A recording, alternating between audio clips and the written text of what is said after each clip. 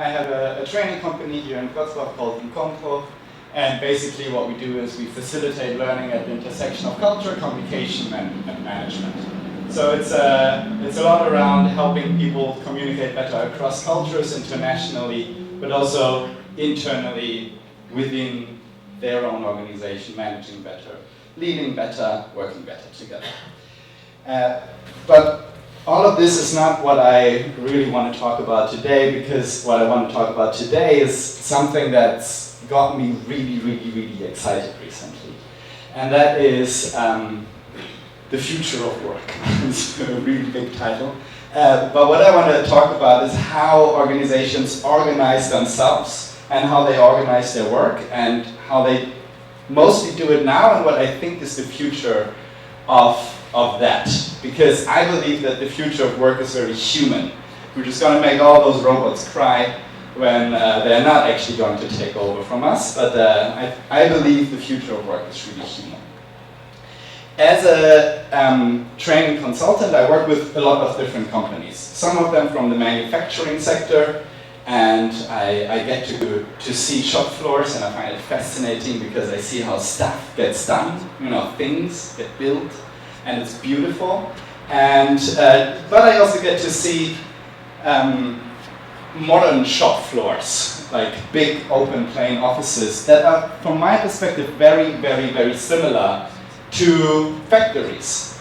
And they're similar to factories in many different ways, and they all start with P, so I had a big P there. So they are very similar with regards to what happens there. So what happens there is production, right? Things get produced. Reports get produced, papers get produced, numbers get produced, or things get produced. It's the same in a big open plan office or on a factory floor. Another thing that's very similar is that it's the process that drives what gets produced, right? It's not the individuals that make decisions around, okay, I'm going to do that now, and then I'm going to do that, and then I'm going to do that. No, there's a process for everything. And you can exchange the individuals that work on certain machines, or you can exchange the individuals that work on certain problems, put a different person there, and that person's going to do exactly the same thing, right? There's a lot of positions, and everybody knows the positions, and positions are really important, right? You're either a specialist, or you're a vice president, or a senior vice president, or a director, or assistant director, or a C-level. These positions are really important in order to organize this process of production. And they are very often organized in a shape or a form of a pyramid. Who works in an organization like that? Okay, there's one, two. Okay, a couple of people work like that. Who would like to work in an organization like that? Okay, who believes that the future of work are organizations like that? Okay, not that many.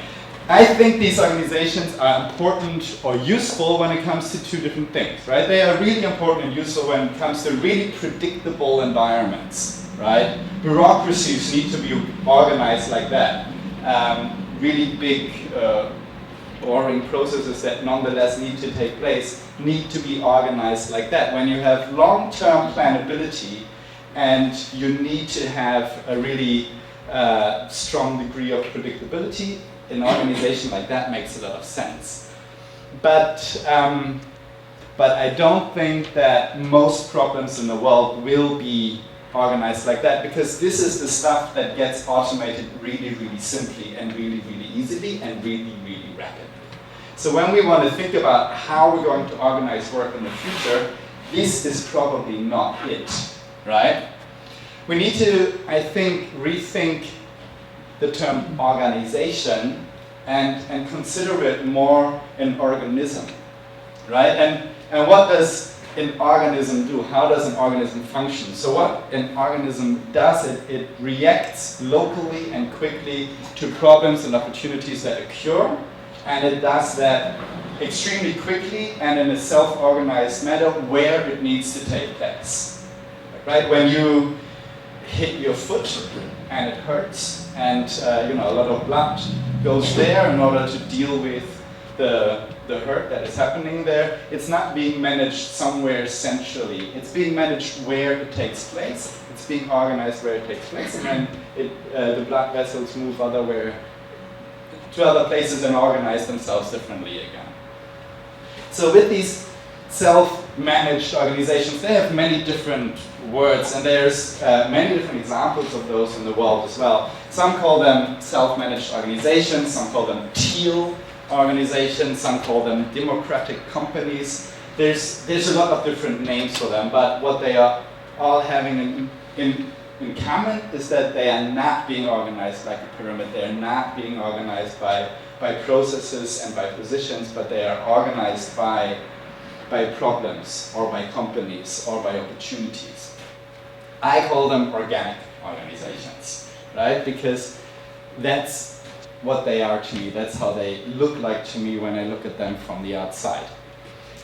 And this is fairly simple to do when you have a small team, right? When it's just you and your co-founder, you can't really organize your work in a pyramid because there's not that many people to organize in that way. And even when you have a small team and you're all in it together, chances are you're being an organic organization because you don't have any other choice, really, right? If you can sit in the same room with all your members from your organization, and in order to get the attention of the person you need to talk to, all you need to do is turn your head slightly, your chances are you're running an organic organization without being aware about it. Things get more complicated when you grow. And that's what a lot of founders find out, that when you have something like an employee parking space, right? You run into difficulties. When you have more than 20, 25, 30 people working in your organization and you don't have direct contact with everyone on a daily basis anymore, suddenly you need to organize yourselves. Suddenly you need to find a way how you can organize that work. And what lots of us fall back to in that moment is then the pyramid organization, because that's what we know, right? We make teams, each team has a team lead, then the team leads meet each other, they have a department head or something like that, so that we somehow have a structure that we have a mental model of, because either we work like that or school works like that, right? You have a class, you have a speaker of the class, you have a teacher and director of the school. All our lives, basically, we work or behave in environments that are organized in a very pyramid kind of fashion, right? So to rethink this is really, really difficult. And to think about a way how you can organize a large group of people without falling back into those old paradigms is really hard. There are a couple of organizations, there's many organizations, but there are a couple that are fairly well researched around how they do this. And I would like to quickly introduce two of them. One, chances are you've never heard of them. One, chances are you use them every day. Okay. The one that chances are you've never heard of them. It's a French company called Favi. It's a manufacturing company, and they produce things out of brass, right, out of copper. And they supply the automotive industry. They have around 500 employees there, and it's an old family-run company. They are not publicly traded or anything like that. They have around 500 employees, and these 500 employees are organized in 21 teams. And each team is completely self-organized. Each team is completely self-managed. They do their own hiring, they do their own purchasing, they do their own scheduling, they have the sales representative as part of their team, so the sales and the production workers work on the same team together, they see each other every day. They don't have sales targets, they don't have a strategy, they don't have an executive team, they don't have an HR department, they basically have hardly any staff functions, right? They have 50% market share in their in their field. They have basically a 100% retention rate, and they have never had a late delivery in 25 years. Their main competition is from China, and basically all their competitors in Europe are off the market, and they are flourishing. And they are flourishing because they work in a self-organized way in an environment where normally you would not work in a self-organized way. They have hardly any rules or procedures, and if they do, they are only on a team level. The only rule basically that they have is that when they make a decision, they need to seek the advice from all the people that are affected by that decision. So, and they don't have to listen to the advice, but they have to seek the advice. They have to consult with people that are affected by their decision. So if they need to coordinate across teams, then they do that when they need to do that. But there's no fixed meetings, there's no fixed schedule for a meeting like that. And they're extremely, extremely, extremely successful with that. The second company that is starting to work more and more in this way is Google. And I have the pleasure of working a lot with the Google office here in Wrocław. And what they do at the moment start to implement are self-managed teams. And self-managed teams have the ability to, not in all aspects affecting their work, but in a lot of factors affecting their work, to completely manage themselves. That means that they have to evaluate each other's performances in the team. They have to negotiate within the team their priorities, their scheduling, their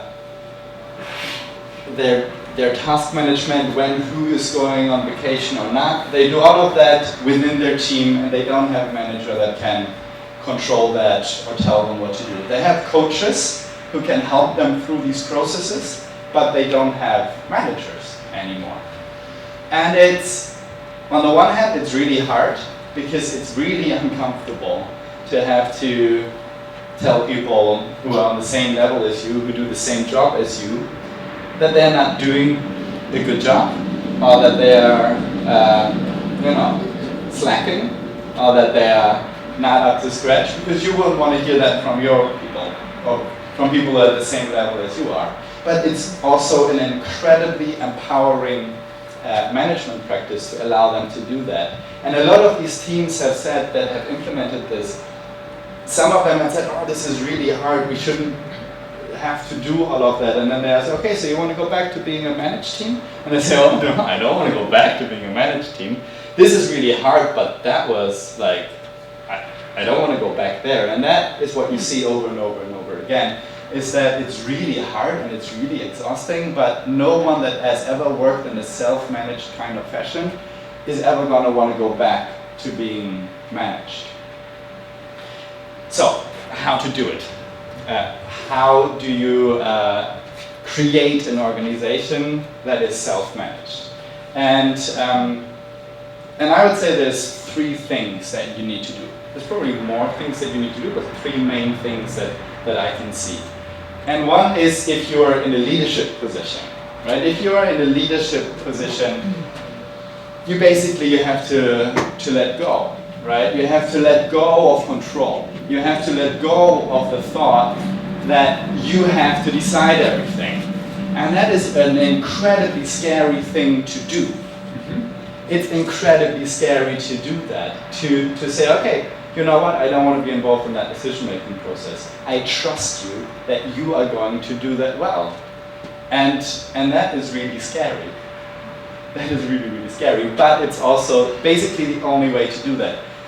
Organizations that have tried to become self-managed organizations where it was not a full buy-in from the leadership level have all failed, because it just creeps back in the wish for control and the wish for being involved in every decision making. And say, okay, you can be self-managed, but out of control if you're managing yourself well. And then it's not self-management anymore. Then it's just a tokenism of you can believe you're self-managed, but actually, no, not really. So this letting go of control, this letting go of the belief that you're necessary for everything is an incredibly hard thing to do, but an incredibly important thing to do as well at the same time.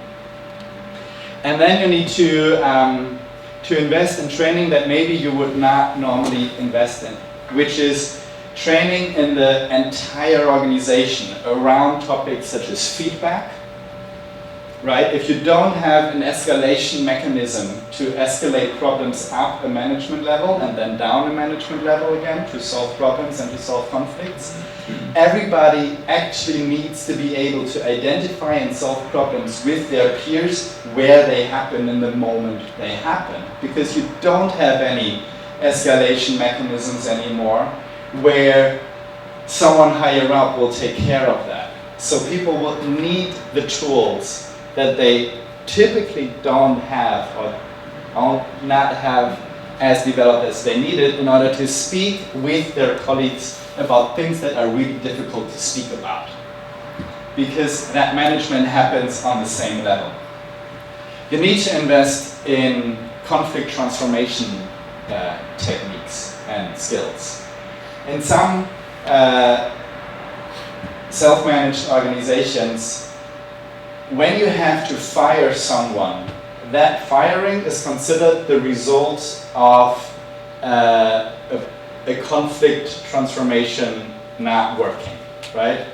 No one ever gets fired for anything besides not being accountable to their coworkers. So whenever someone has a problem with someone else, they have a responsibility to address that with that person, and the person who's that being addressed with has the responsibility to engage in that and to solve that conflict with their coworker. And that is, again, a really difficult thing to do and an important skill to have. And then lastly, you need skills around problem solving. You can't